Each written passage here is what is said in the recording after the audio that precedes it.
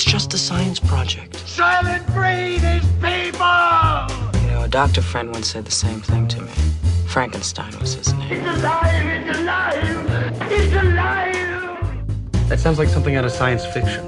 Please explain to me the scientific nature of the whammy. You live in a spaceship, dear. So? Yes, science! Program complete. Enter when ready. Hello and welcome to episode 259 of Science on Top for Sunday the 2nd of April 2017. I'm Ed Brown and I'm joined by Dr. Shane Joseph. Hello. And Lucas Randall. Hey. And on the show today we'll be talking about a planned probe that will get up close and personal with the sun, and we find out what kind of bacteria lurks in the blowholes of killer whales. That just sounds dirty. It does. There's no way to make that sentence not sound wrong. Oh no. Disturbing. But that says possibly more about you and I than it does the actual story. Yeah, that's true. But before we talk about those, there's a team at the Worcester Polytechnic Institute in Massachusetts that have created a small beating human heart. Now, we've 3D printed actual-sized human hearts before, making the tissues and the shape and all that. It's not that big a deal. The difficult thing to do is to build the intricate network of tiny blood vessels that keep the organ alive. And Shane, this team at WPI managed to do that with spinach.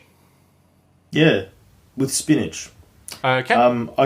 Yeah, says that's it all, really, doesn't it? I mean, yeah, pretty much. Yeah, you know. I guess like they could a have Popeye used. sort of thing. Yeah. I was waiting for the Popeye reference. I'm like, who's going to mention Popeye? Yeah, it's you, Lucas, right? Anyway, I guess they could have used any leaf they could, but I guess the boon of using spinach is that it grows very quickly and, you know, it has no other redeeming features whatsoever.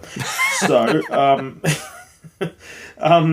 basically, yeah, as Ed said, it's about sort of replicating that really intricate, complex network of veins and things like that deliver water, oxygen, nutrients to cells. And there's no real way to replicate that yet, anyway. So what this work involved was basically strip the leaf of all its plant cells using a sort of detergent-y kind of method, I think, from memory. The paper is actually available if you go from their website. It's actually online, which is funny for an Elsevier publication. Usually they're very tight-fisted about it, but in this case it seems to be open to the public. Yeah, it's under Creative Commons license. Yeah, if you want to wade through all the technical language, which is quite technical. But essentially, yeah, they strip the cells away and then they introduce human cells to the scaffold, the cellulose scaffold that's left. And there's a cool little picture on the National Geographic article where you can see an original spinach leaf, and then it's before they stripped away the plant cells and then after they introduced human cells to it. And so what the cool thing about this was that they could actually get this thing to work a bit like a heart. Like they introduced little particles through it, you know, sort of imitating what a vein would normally carry, and it seems to sort of work. So again, this is very proof of principle. I can see how this is very exciting, but it is all very preliminary. But obviously the implications of this are enormous because spinach is very, very cheap. And if you could use this as kind of a graft in human, in heart attack victims and things like that, to replace damaged heart tissue, this would be really cool. And obviously, as I said, you don't have to use spinach; you can use something else. But the spinach leaf has the advantage that spinach leaves are fairly large, so there's a good surface area there. But you're still talking about a very small heart that you can make out of something like this. I guess the next step would be to try and to use several leaves to make that network of veins over a larger sized organ. Yeah, I guess so. I mean, it might even be a matter of I'm not sure how heart attacks work. Like, I'm not sure if, like, in terms of how much they damage heart tissue. Right. You might be able to just regenerate part of that damaged heart. Yeah, I guess so. And if I'm wrong, please let us know. But yeah, it's either way, like, regardless of how you can apply this later on, it is kind of cool. They've managed to get around the problem of, you know, trying to replicate really intricate blood vessels and things like that by using something that's already in nature and essentially repurposing it.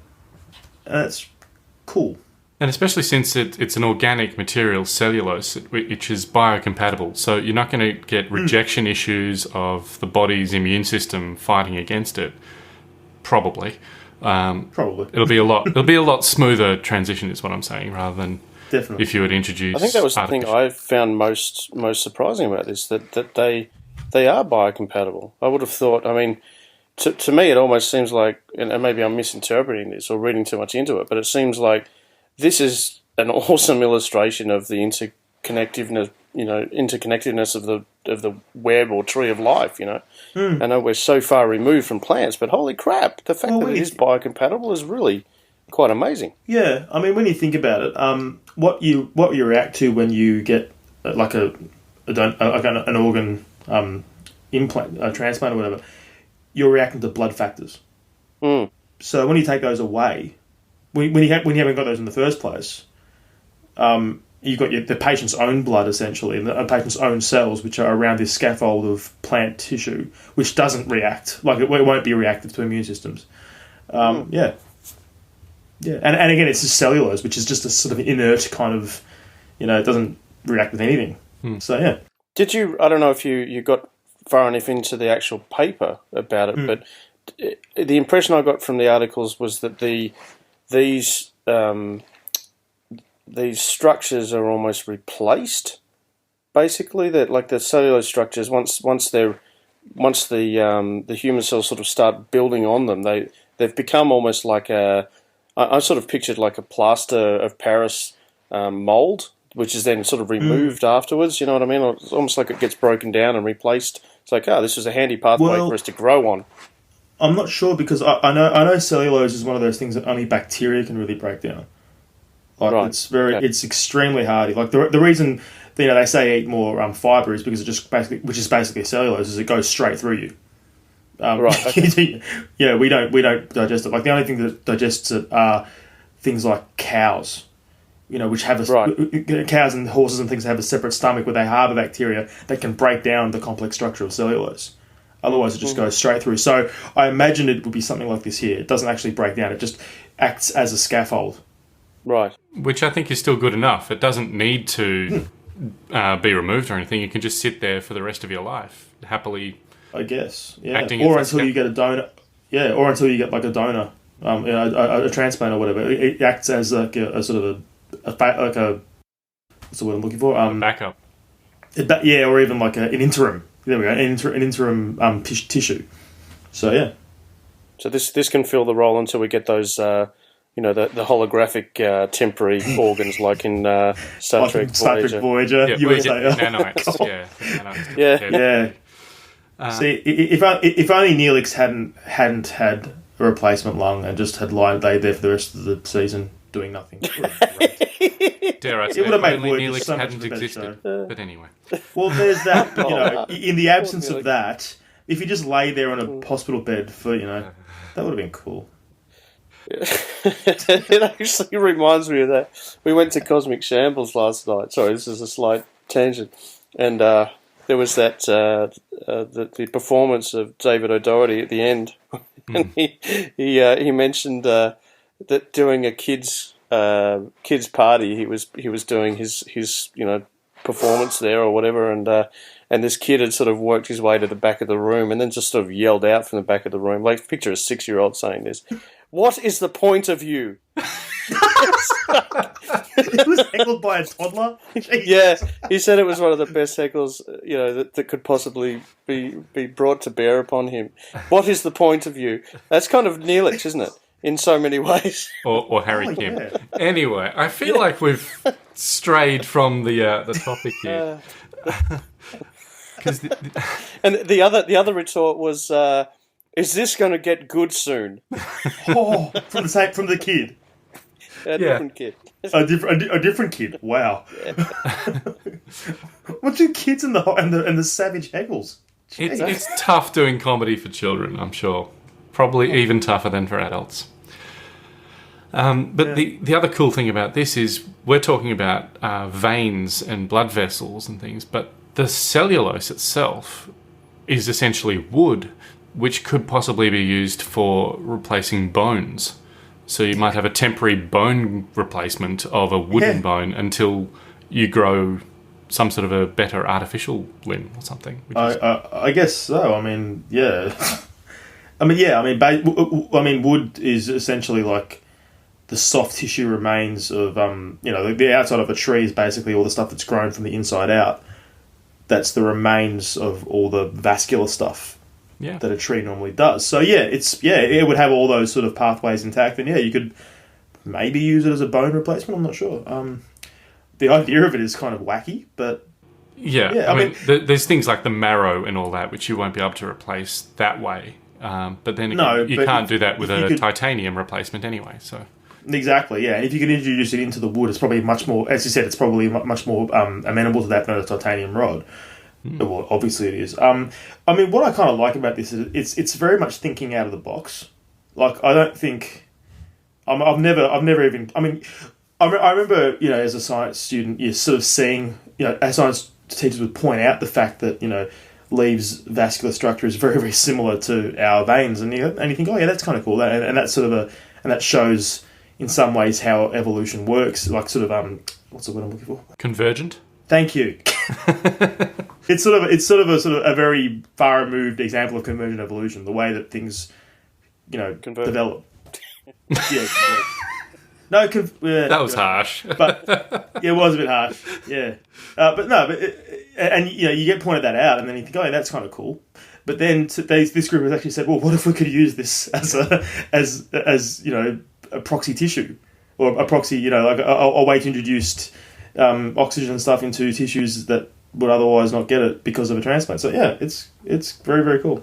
Kudos to them for thinking in that way and outside the box. And it's going to be something very interesting to see how it develops in future with larger organs and bone replacements and so on. And Lucas, the other day we had the great pleasure to talk to Professor Lucy Green, one of the most respected solar scientists in the world. That interview is up on our website, scienceontop.com, and we talked with her about the spacecraft that study the sun, like Stereo and the Solar Orbiter, which is planned for launch at the end of next year. But there's another sun-observing spacecraft being launched next year that we didn't talk about, even though it's really, really awesome. So do you want to tell us about Solar Probe Plus? Yes, it's this one sort of just as sheer chance just popped up on my feeds today. I sort of regularly check in on what's around in science reporting and so forth. And this caught my eye exactly for that reason. We just had that chat with Professor Lucy Green, so I was kind of primed to be on the lookout for this sort of thing. And it kind of struck me that despite as Professor Green pointed out, there's been quite a period of time where perhaps you're certainly from her perspective, the sun's been a little bit overlooked, which is ironic considering it's the only reason we can see anything. But it's been a bit overlooked. But there's quite a few missions that are coming up that relate specifically to studying the sun and feed into studying solar wind and basically space weather. And this, as if you haven't heard that episode yet, I do encourage you to go back and have a listen because it was a really good chat. It seemed to be over in a blink, but it was a lot of fun. But one of the things that we talked about in that discussion with Professor Green was the risks posed to Earth particularly by coronal mass ejections, but also the solar wind interactions generally with things like spacecraft. And if there were to be something again like the Carrington event that wiped out a whole lot of telegraph infrastructure and a few telegraph operators back when that occurred, obviously. We have a lot more delicate technology now, so this is potentially a much greater hazard to the current global economy. So this particular spacecraft, Solar Probe Plus, which does sound a little kind of like it's an upgrade on Solar Probe. It's just like when you originally had the first version of their electric toothbrush, and it's like it was missing a couple of things that you thought you'd never use. So then you thought you better upgrade. That's kind of the impression I got out of this. But no, Solar Probe Plus has got a suite of instruments. Basically, it's specific scientific goals, from the mission website, and I'll quote directly just because I can't put it any better. To determine the structure and dynamics of the magnetic fields at the sources of solar wind, to trace the flow of energy that heats the corona and accelerates the solar wind, to determine the mechanisms that accelerate and transport energetic particles, and to explore dusty plasma near the sun and its influence on solar winds and energetic particle formation. Oh, is that all? Yeah, that's all. Seems like a fairly intense mission brief. Well, especially when you consider how long it has to do this. The trajectory of this thing is really interesting because it will, much like the other one that we discussed with Lucy Green, which hasn't got really a final name. Oh no, hang on. The one, yes, there's two we discussed with her, but yeah. So that particular mission will be inside the orbit of Mercury, or will at some point be inside the orbit of Mercury. So that's in itself pretty cool. But just like that, so will Solar Probe Plus. And this particular one won't stick around for very long. It basically has this really elliptical orbit where it slingshots out past Venus, and it uses Venus to give it gravity assists over and over and over again. So if you have a look at the mission page, which talks about this particular probe, there's actually an area on there. Let me make sure I get this right. Here it is. There's an area on there which actually gives you an overview of the trajectory itself and the timeline. There's actually a literal timeline drawn vertically on the page which shows you each of the things that are occurring. But the really interesting thing for me in looking through this was that the amount of time it's actually doing science, like the primary science mission, out of a very long planned mission which goes right out to 2025, is like 11 days or something. I've lost the actual date right now, but I've sort of it's in here somewhere amongst all this information in front of me. Tabs. But yeah, so it spends most of its time sort of in the interstellar medium and go, well, not the interstellar medium, but basically in between the Sun and Venus, and then making its way back again. So only short periods of times, just like a comet, where it sort of slingshots around the Sun and then gets accelerated back out again, and in this case it will go out past Venus and get accelerated back in towards the Sun and backwards and forwards and backwards and forwards. So it does all of these really eccentric orbits.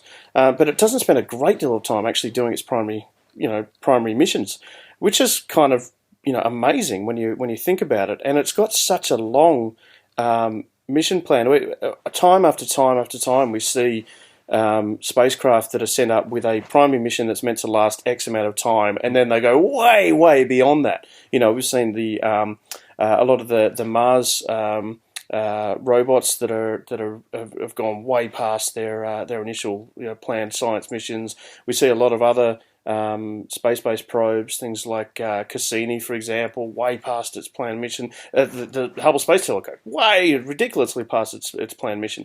But this one actually has quite a long period of time that's going to be operating, and in that time, only sort of short bursts, from what I read, where it'll be doing its primary mission, collecting of data, which is very interesting. But a couple of stats for you, a couple of interesting things that jumped out at me. So it'll do 24 orbits. So that's 24 of these slingshots around the Sun and Venus. It will achieve a velocity of up to 200 kilometres per second. Yikes. That's fast. So it will become... And that will make it the fastest man-made object. The fastest ever. Yep, absolutely. So by... and depending, it's hard to measure this because it's all relative, but basically it does make pains of saying by any measure this will be the fastest man-made object ever, more than 3 times faster than Helios 2.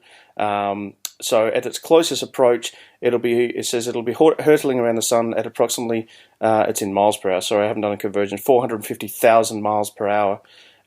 Which is fast enough to get, they said, from Philadelphia to Washington, D.C. in 1 second. So it's freaking fast, basically. That's very fast. The summary of all that. But it also, obviously, it's got some particular fairly unique challenges to face. And, of course, the chief of which is going to be heat. and all other forms of radiation coming from the sun. Yeah. So it basically has a shield, and it operates behind this shield.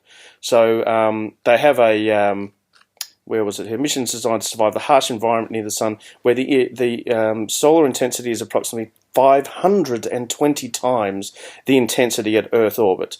And it'll survive this by using a solar shadow shield. And the solar shield at the front of the spacecraft will be made of reinforced carbon-carbon, not just carbon composite. So that's carbon fibre. It's carbon. So it's carbon and graphite mixed together. And it's obviously good to use as a solar shield. So all of its instruments basically operate in the dark at all times. They're shielded by this thing away from all the radiation coming from the sun. Which seems kind of counterintuitive. You'd think you want to point your instruments at the thing you're studying, but you can't because it's too hot and radiation intense. So you point it away. They just won't be instruments anymore. They'll just be sort of ashes. So anyway, a very interesting mission, and one that somehow had escaped my attention, and then just very bizarrely happened to pop up mere days after chatting with Professor Green. So kind of cool. So look out for this one. It's coming to a launch pad near you. It currently, as of recording right now, is 484 days, 2 hours and 33 minutes and 15 seconds from now. Launch pad near you. To launch. Really? Yeah. Well, on the same planet as you. Yeah. Yeah. We're talking relatively galactically speaking, relatively new to you.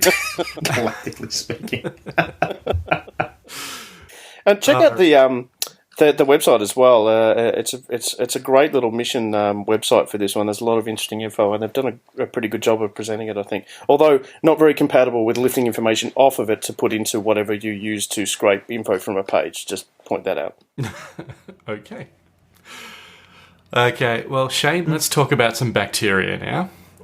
Because a team of ecologists and microbiologists have been studying the bacteria found in the blowholes of killer whales, which has to be one of the weirder answers to the cocktail party question, so, what do you do? What do you do? I study the bacteria found in the blowholes of killer whales. Yeah. So, what did they find?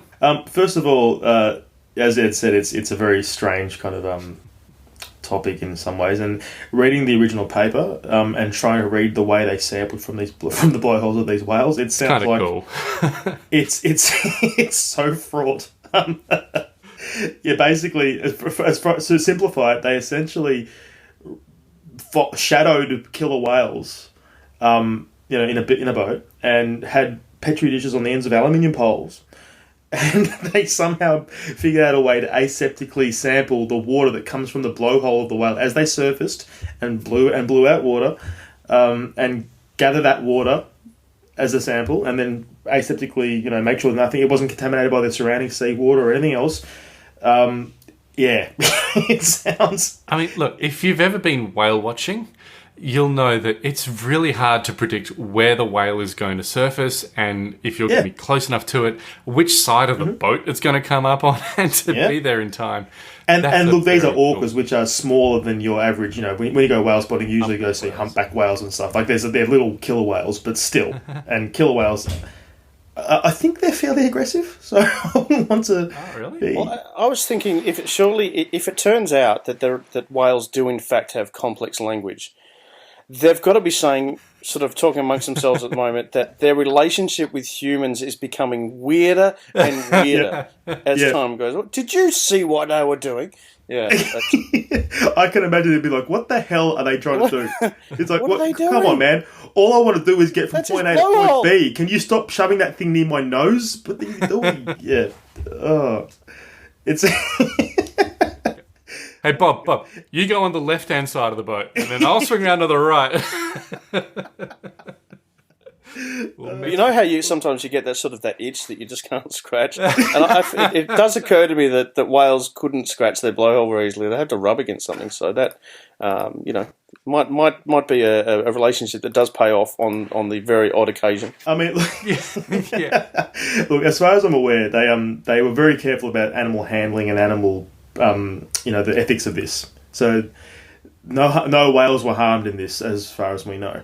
And look, the reason they're doing this is because whale populations in this is off the, as far as I'm aware, the west coast of America, like near the top, sort of near looking at the map, I think it's in Washington. It's off Washington State. It's a bunch of islands that near the border of the US and Canada. Yeah, where they sort of migrate, and that's been their sort of happy hunting grounds for for years, until humans came along and basically started not only depleting their food source, which was Chinook salmon, but also introducing runoff into the water and also hunting them, because that's what we did.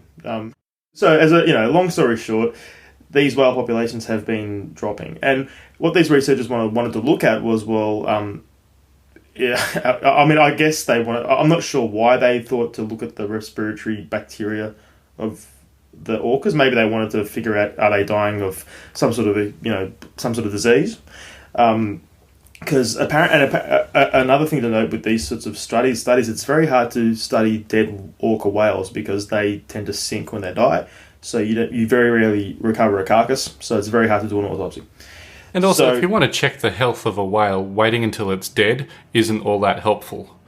But you can find out how they died, though. Yeah, generally. But I'm saying you can't do a good health study of a whale without actually interfering and being invasive. So this is a good way to get clues without being disruptive. So, look, when I first read this study and the way they before I read the actual science, the actual paper, which again was, I think, published in Scientific Reports, which is an open source journal. I read the Nat Geographic study, and I was a bit skeptical. I thought, well, they've blown up the fact that they found certain organisms in the blowholes of whales. My first thought was, well, how do you know they're not in there? They weren't there in the first place, and how do you know they're causing disease? Because that seemed to be the jump here. That we found things like in the blowholes of whales, salmonella, staphylococcus. Oh my god, this is stuff that infects humans. This could be infecting whales. I'm like, well, you don't necessarily know that. The subheading is, scientists have found yet another way human beings may be hurting killer whales. Infectious diseases spilling into marine waters from land. Yeah, but there's no way of knowing that the dosage is enough to be causing them any harm, or that bacteria that causes damage in humans is going to cause trouble for a whale. Exactly. Yes, we're both mammals, but there's a lot of other differences. That's the only thing. I mean, that's the only common link here. But I mean, what I do like about the fact is, once you read a bit further into this, you see it's not just past the sort of inflammatory headline.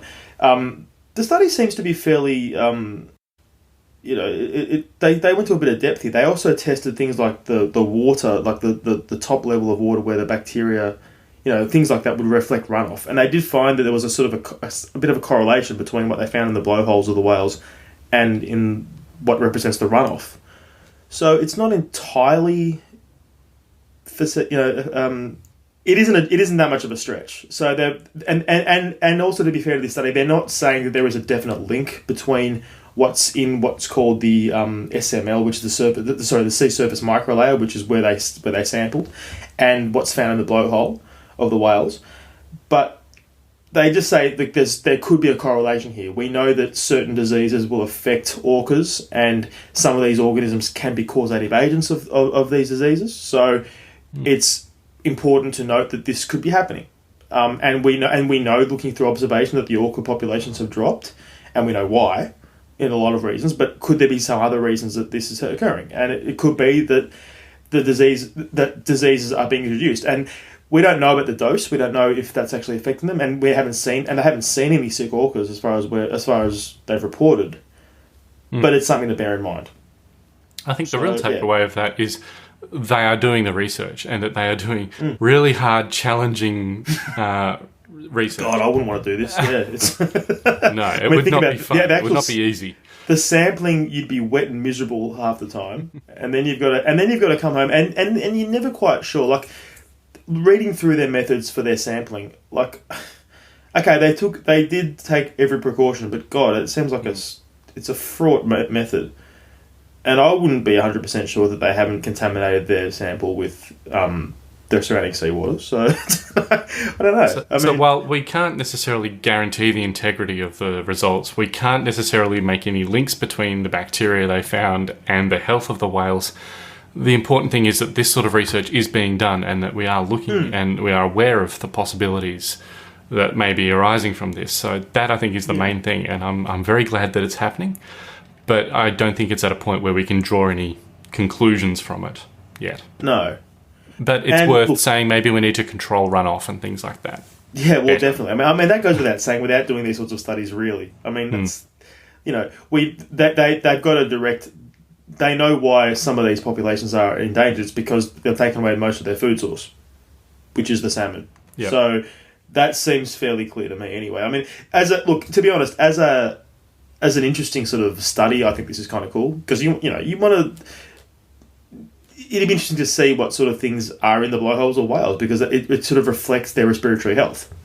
So I guess, yeah. If you want any more information about the stories we talked about, or if you want to get in touch with us, just head to scienceontop.com/259, and also you'll find our social media information there too, or you can leave a comment. Don't forget scienceontop.com/donate if you want to help us out financially. And we really want to thank everyone who's already pledged to us on Patreon. So Dan Kruger, Brett Henry, Chris Curtin McGee, Sean McElliott, Richard Sutherland, and Pete Ellinger. Thanks a lot for that. Thank you for joining me, Shane and Lucas. No worries, mate. No worries. Thanks, mate. And thank you everyone for listening. We'll be back again next week, putting science on top of the agenda. Join us then. All right, well, we just had an incredible day today. The first reflight of an orbital class booster did its mission perfectly, dropped off the second stage, came back and landed on the drone ship right in the bullseye. It's an amazing day, I think, for space as a whole, for the space industry. It means you can fly and refly an orbit class booster, which is the most expensive part of the rocket. This is going to be ultimately a huge revolution in spaceflight. It's the difference between if you had airplanes where you threw away an airplane after every flight versus you could reuse them multiple times. So it's been 15 years to get to this point. It's taken us a long time. A lot of difficult steps along the way, but I'm just incredibly proud of the SpaceX team for being able to achieve this I think incredible milestone in the history of space. I'm sort of at a loss for words, but it's really a great day, not just for SpaceX, but for the space industry as a whole, and proving that something can be done that many people said was impossible. Thank you.